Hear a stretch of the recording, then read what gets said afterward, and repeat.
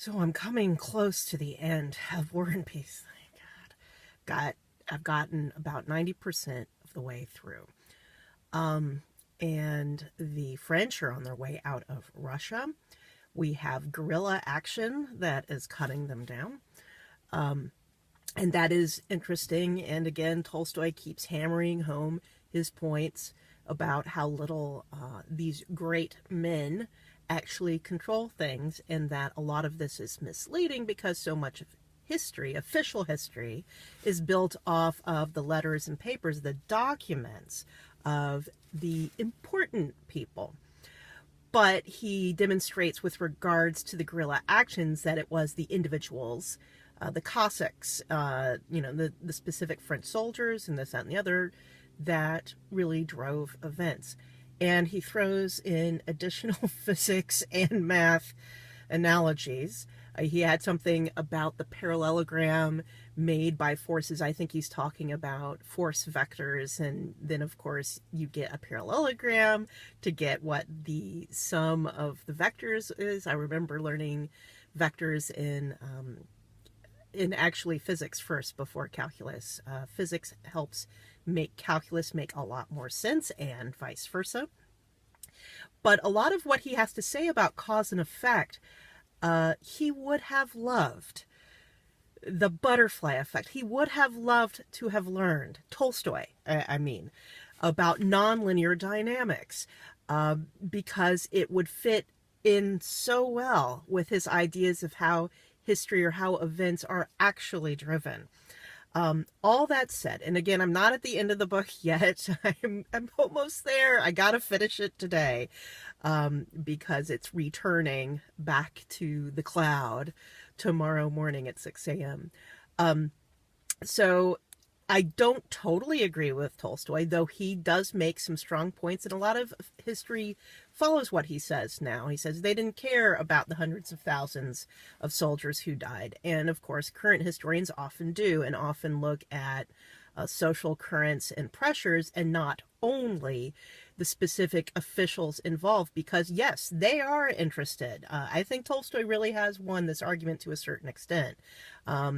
Current historians are more interested in, vast social forces more than the actions of specific individuals.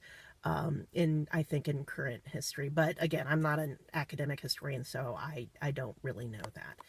But it is interesting to me of Tolstoy. And so we're not so used to this. There's so few authors today that really, literary authors. I don't want to get snotty about it.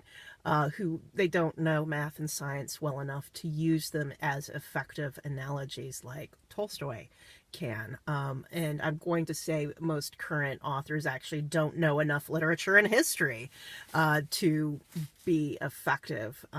This is why I end up reading so much 19th century literature, because those authors definitely do have that grounding. But, maybe I'm wrong. Maybe I'm just not widely read enough in today's corpus, or whatever they want to call it. This is the one saving grace for me for War and Peace, is kind of this extended disquisition on the nature of history and events and cause and effect.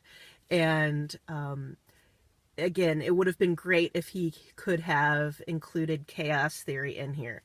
When Michael Crichton got a hold of it, it was dinosaurs, which, yay. But anyway, I don't like Crichton too much.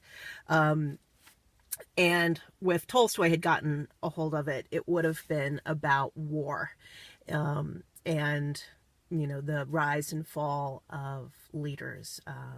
So, yeah, Napoleon is not coming out of this one unscathed, in the French army.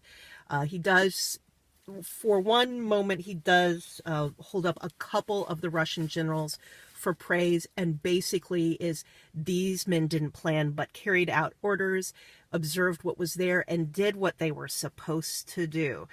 He's not fully derisive of Kutuzov.